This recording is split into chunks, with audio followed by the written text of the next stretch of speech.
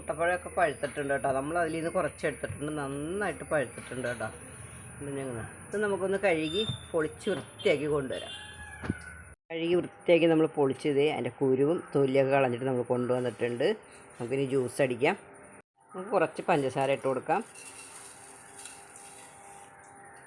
കുറച്ച് തണുത്ത വെള്ളം ഒഴിച്ച് കൊടുക്കാം. നമുക്ക് നന്നായിട്ടൊന്ന് അരച്ച് കൊണ്ടുവരാം. നന്നായിട്ട് നമ്മളൊന്ന് അടിച്ചു കൊണ്ടുവന്നിട്ട് കണ്ടോ. അപ്പോൾ നമുക്ക് ഇതിലേക്ക് നല്ല തണുത്ത പാല്, ഫ്രിഡ്ജിൽ വെച്ച പാലാണ് ഒഴിച്ചു കൊടുക്കാം. അപ്പോൾ നമ്മളത് എല്ലാം അടിച്ചു കൊണ്ടുവന്നിട്ടുണ്ട്. ഇതിൽ നിന്നൊരു 10 എണ്ണം നമ്മൾ എടുത്തിട്ടുള്ളത്. 10 എണ്ണം നമ്മൾ അത് പൊളിച്ച് വൃത്തിയാക്കി അടിച്ചെടുത്തു. വേറെ ഒന്നും ചേർത്തിട്ടില്ല. നമ്മൾ പഞ്ചസാരയും പാല് മാത്രമേ ചേർത്തിട്ടുള്ളൂ കേട്ടോ. വേറെ ഒന്നും നമുക്ക് ചേർക്കേണ്ട ആവശ്യമില്ല. വേണമെങ്കിൽ ചേർക്കാം നമുക്ക്. അപ്പോൾ നമ്മുടെ എഗ് ഫ്രൂട്ടിൻ്റെ ജ്യൂസ് റെഡി ആയിട്ടുണ്ട്. എല്ലാവരും ഇങ്ങനെ ഒന്ന് ഉണ്ടാക്കി നോക്കൂ. Tata, bye bye.